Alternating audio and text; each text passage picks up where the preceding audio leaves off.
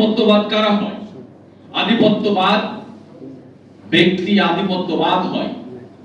আমরা বাংলাদেশের ইতিহাস যদি দেখি, শুধুমাত্র গত 15 বছরের ইতিহাস যদি আমরা দেখি, তাহলে যেভাবে হাসিনা এবং তার রিজিম প্রত্যেক ব্যক্তি এক একজন আধিপত্যবাদী হয়ে তারা এই দেশের জনগণের উপর শোষণ করেছে।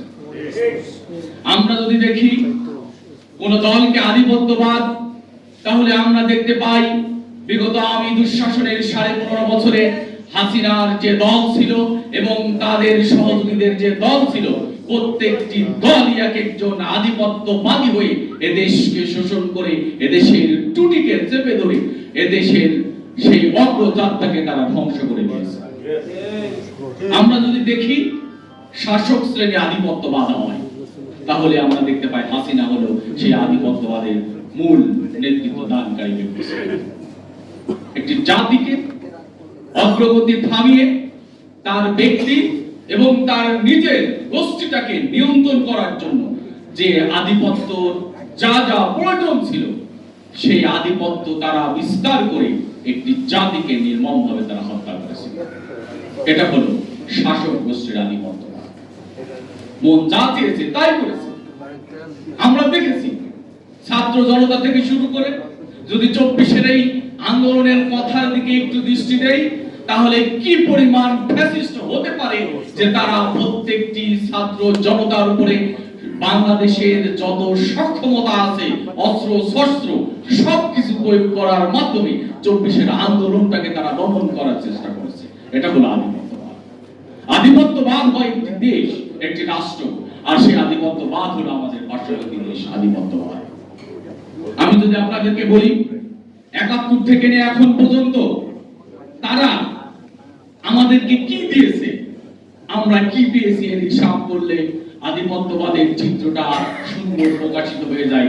তারা শুধুমাত্র দিয়েছি নাম বলে বাংলাদেশ থেকে শত শত হাজার হাজার নেয়ার মাধ্যমে একটি জাতিকে নিঃশেষ করার যে ষড়যন্ত্র যা এখন পর্যন্ত করে যাচ্ছে, এর নাম হলো আধিপত্যবাদ। প্রিয় উপস্থিতি, সেই আধিপত্যবাদ আমাদের শিক্ষা ব্যবস্থা ধ্বংস করেছে, আমাদের মূল্যবোধকে ধ্বংস করেছে, আমাদের নৈতিকতাকে ধ্বংস করেছে, আমাদের দেশকে একটি অশ্লীল দেশে পরিণত করার যত উপায় এবং উপকরণ ছিল সব সাপ্লাই দেওয়ার মাধ্যমে এবং আমাদের নিজস্ব জাতিসত্তার ইতিহাস ধ্বংস করার মাধ্যমে তারা তাদের আধিপত্যবাদকে বিস্তার করেছে। আমরা স্বাধীন দেশের, আমরা যদি আমাদের জাতির কথা বলি, বিগত সেই 54 বছরে আমাদের শিক্ষার গুণগত কোনো মান ছিল না।